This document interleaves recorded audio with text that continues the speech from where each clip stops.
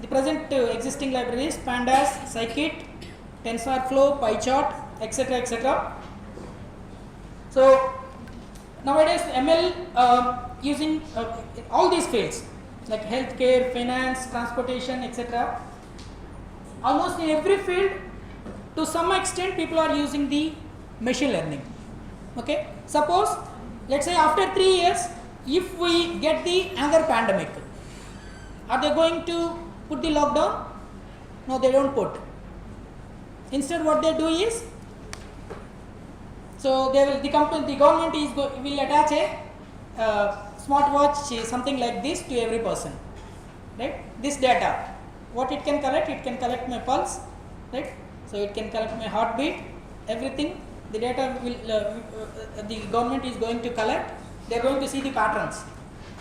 They are going to see the patterns, and they are going to predict whether this person is prone to the attack of the pandemic. So if that gives, yes, he is right, he is prone to the attack of the pandemic, so they are going to isolate that person. So no more lockdowns are needed. Okay, so all these fields, retail, manufacturing, agriculture, energy, everywhere. So people are using the machine learning. Okay, so these are the challenges: data quality and availability. As I said, second table will end up to only 2 tens. Okay, so that is not sufficient to answer the bigger question which I have posed. Okay, so again same thing. So I am giving some trained model to you. The question is, what is the data I have used? What is the data I have used? Okay, suppose if I have developed a medical trained model, right? For that, if I have used only the girls' data, okay, and I have trained it, right? So if I wanted to use the trained model for answering the questions of the boys, so that is not correct, right? This case is very simple. What if this case happened at government level? They have used very inaccurate and biased data. Okay, so biased data of rich person, and they wanted to implement that policy to poor person, which is not going to work out, right? So data quality and availability are questions. So again, data interpretability and explainability. Okay, legal ethics, right? When we are using the data, okay, we have to be very careful whether it is legally approved or not. So whatever the decision the AI systems are using, right, we should not believe them correctly, or do we need to believe them, or do we not to believe them? These are major challenges. Algorithmic bias and fairness, scalability, right? Nowadays people are using the GPUs to train these algorithms, but they have started with the tiny machine learning. So tiny machine learning means, instead of using GPU, right, can I run the ML model in this chip only? So that's why they said tiny machine learning. Okay, so opportunities. So these are the upcoming fields: quantum computing and neuromorphic computing, explainable AI and trustworthy AI. Okay, so till now these are the 3 fields: education, entertainment, and government, where the AI models are not there. Okay, but in 2 to 3 years, so in these fields also the AI will enter. Okay, so in the future, so till now very less work is going on with reinforcement learning.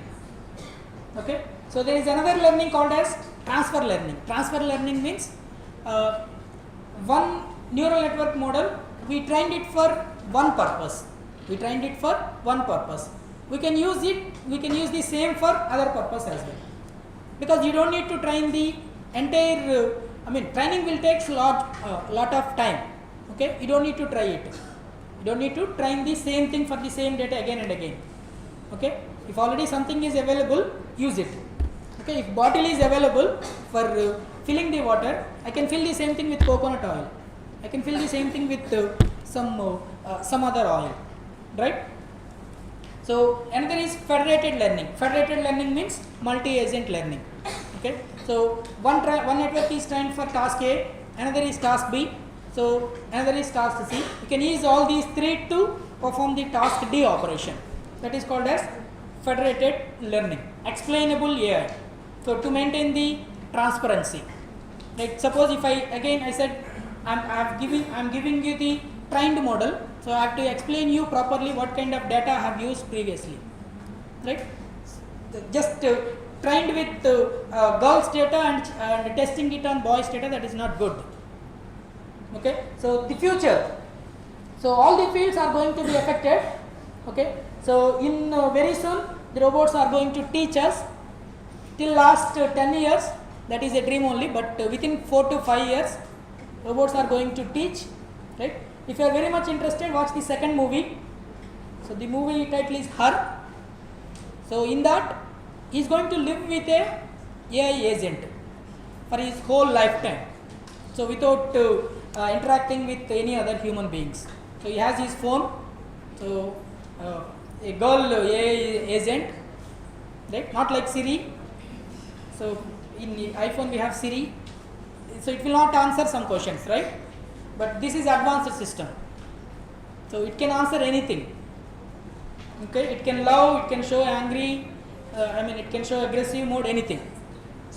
Okay, so and if you want, you can watch that one also, Paycheck movie.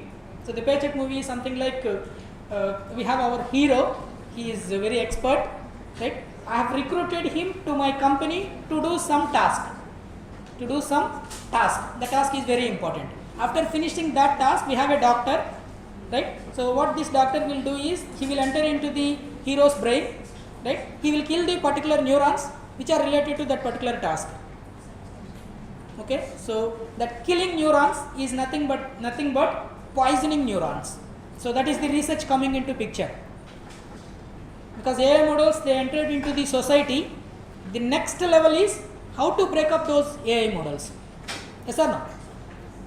So now in computer science we have computer programs, the other part of the world we have hackers.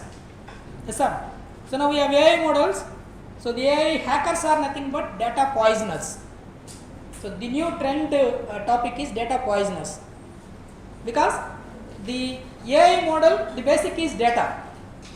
Okay, so if you go inside the data as a human being, we cannot understand anything from the data, they are just numbers. Okay, some person will go on inside the data and change some numbers, the entire network behavior changes. Okay, so the another one is iRobot, wherein which the both robots, AI trained robots and humans will live together. Okay, finally the AI robots is going to take the world of the humans. Okay, so if you are interested, watch that. Okay, so the final part is being a student, how to enter into this field. Okay, my suggestion is learn the basics of ANN, particularly this backpropagation algorithm, entire derivation, and code it in the Python. Okay, and then code it using the libraries such as TensorFlow, PyTorch, etc. Also learn some basics related to SQL, because they are very much needed for databases. Okay, so particularly do some course on edX, okay, on machine learning or data science, particularly from MIT or Stanford. Okay, so do 1 or 2 internships at least for 2 months each, okay, just to solve some problem. So try to solve 2 to 3 real problems, okay, such as disease prediction, image processing, etc. So all these things are fine. You can prepare simple and sound CV, you can apply for the company. Okay, so the problem is, now because of ChatGPT, the companies are no more recruiting the developers. Okay, no more recruiting the developers. What you require is some more little bit. Okay, if you are in first year, after 3 years, we never know what is going to happen. Now it is different. Previously, the thing is different. Now ChatGPT is going to create another ChatGPT. So that's what the skill of the ChatGPT now. Okay, ChatGPT is going to create another GPT which has got more power than this. Without human intervention, they will create, right? And expect it. What if 100 ChatGPTs coming together and discussing and creating a little more bigger? Okay, so that's the problem. Okay, so if you enter into the field, these are the jobs you are going to do: data science, artificial intelligence, machine learning. Okay, so to enter into the first one, you specially require the probability as well as the statistics courses. Okay, second one and third one more or less similar. Okay, so we covered the past and present of the machine learning and AI. Okay, so the new topics also we covered. Are there any queries?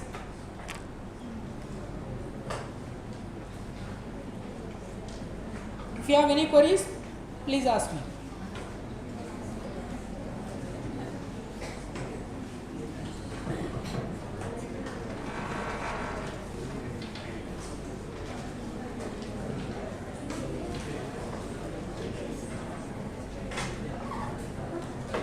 So people are using this FPGA kits in this tiny ML. The Harvard University is using FPGA kits to, define the to design the computing facility for tiny ML.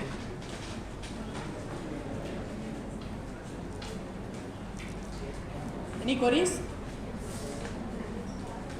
So if you are interested to go ahead with learning this back propagation, okay.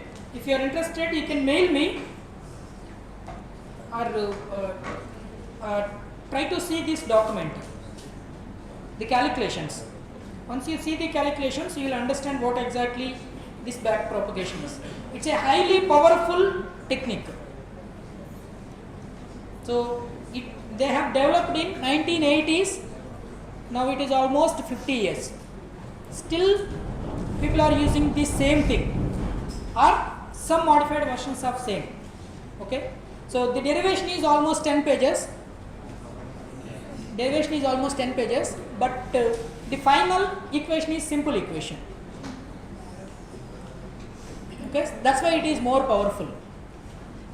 Even if you don't know the derivation, you can use those two equations. Okay, but you will learn this terminology, all those things, if you see the derivation. Like you have to learn the data points, epochs, like training, testing, overfitting, generalization, all those things, they comes with this back propagation algorithm. Okay. Any queries?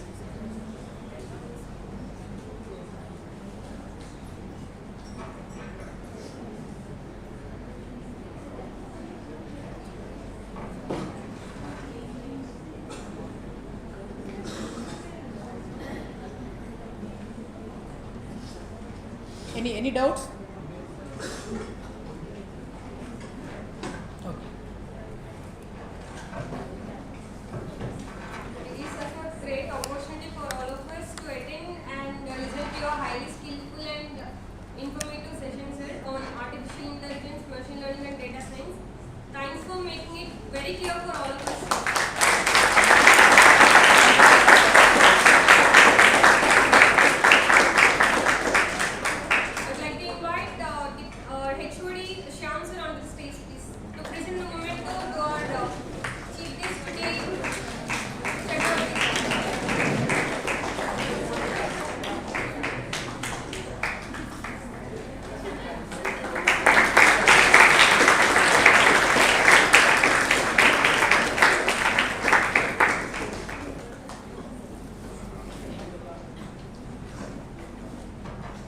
I'd like to thank Chakravarthi sir for delivering a session on machine learning as a part of this IoT Expo. So, actually, I requested Chakravarthi sir only a couple of days back. I thought that so most of you people are doing projects on IoT. If it is combined with data science and machine learning projects on IoT, then so it would yield good results. So that's the reason I have requested Chakravarthi sir to present a small session on this machine learning.